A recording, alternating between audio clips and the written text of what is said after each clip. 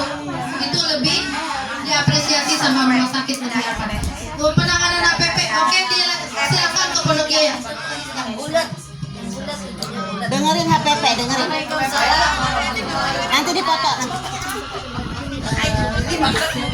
Ya, di sini mungkin saya sebagai dari Pondok Jaya hanya untuk sharing aja pengalaman.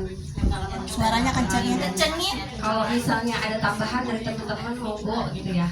Oke, kalau misalnya menghadapi HPP ketika plasenta lahir kemudian tiba-tiba terjadi perdarahan. Jadi kita lihat dulu nih setelah plasenta lahir kan kita pasti masase uterus dulu ya. 15 detik. Kalau misalnya 15 detik kok masih perdarahan, nah kita evaluasi dulu nih kenapa.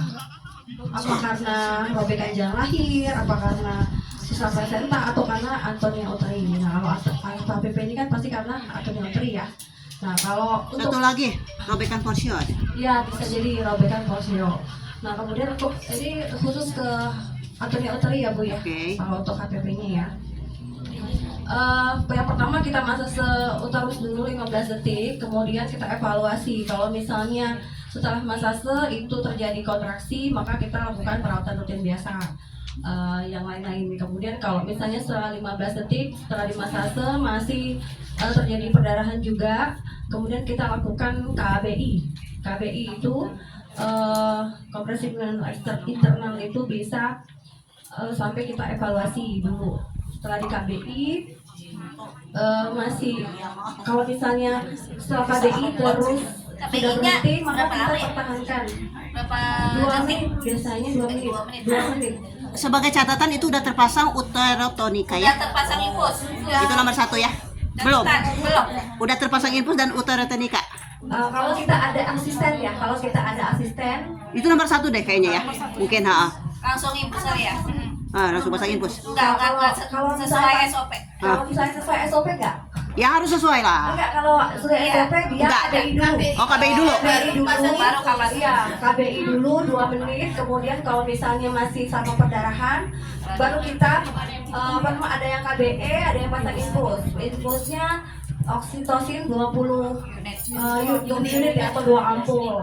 Kemudian setelah oksitosin kita lihat dulu tensinya nih. Kalau misalnya Aku ketawa, Mas.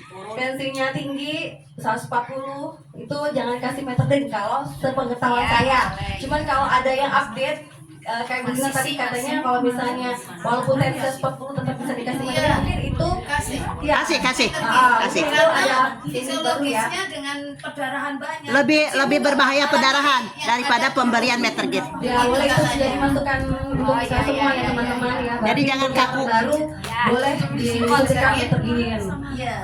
Setelah itu kita lihat kalau misalnya setelah dilakukan KBI, setelah KBE, kemudian sudah dilakukan penyuntikan metodin masih juga Haus ilmu banget Anda. menunjukkan kalau kita Apa lapar? untuk melakukan kondom kateter untuk penanganan Antonia uteri bisa dilakukan juga.